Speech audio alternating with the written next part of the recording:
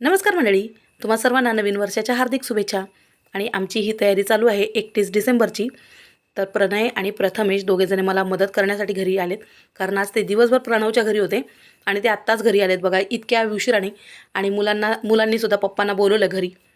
पप्पा या या, कारण की त्यांच्याशिवाय मग पार्टीला मजा नसते आली. आणि पूर्वाला प्रथमेशचं हेल्मेट एवढ्या जोरात लागलं आहे, चांगला टेंगुळाला मस्त. आणि आता मुलं आशीर्वाद घेत आहेत सगळ्यांचा. आणि पिल्लू पण जाम खुश झाली आहे ह्यांना बघून.